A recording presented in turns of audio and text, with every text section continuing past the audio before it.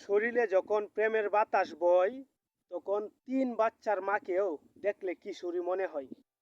হায় রে পরকিয়া! যুবক ভাইদেরকে আজকে একটা কথা বলে যাই, হাতে পাওয়া ধরে আপনাদেরকে, সংসার কারো ভাঙবেন না। এখন বর্তমান সময়ে বেশি দেখা যাচ্ছে স্বামী বিদেশ থাকে, বউ দেশে থাকে, যেটাকে প্রবাসীর স্ত্রী বলে। তাদের সাথে প্রতিনিয়ত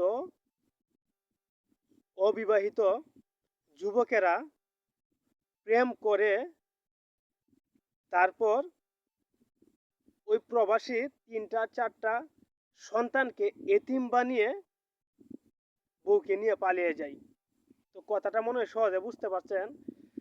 শুনেন, আপনি যদি একজনের সংসার ভাঙেন তাহলে আপনার সংসারেও কিন্তু ভবিষ্যতে আরেকজন ভাঙবে।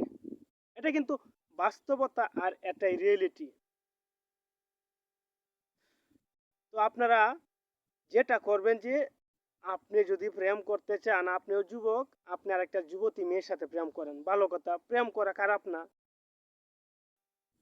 তো তাকে আপনি বিয়ে করেন, তার সাথে সংসার করেন, কিংবা তাকে নিয়ে যদি পালিয়েও যাওয়ার দরকার হয় তাহলে যান।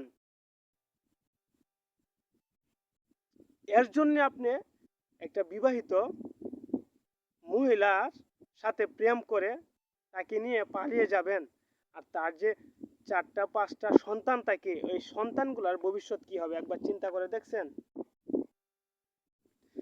মানে আজকে আমার চোখের সামনে একটা বাস্তবতা দেখতে পেলাম।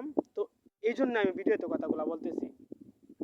কারো সংসার ভাঙবেন না, তাহলে আপনাও জীবনে কোনো অভিশাপ নিলেন না, এবং আপনার ভবিষ্যৎটা সুন্দর হলো।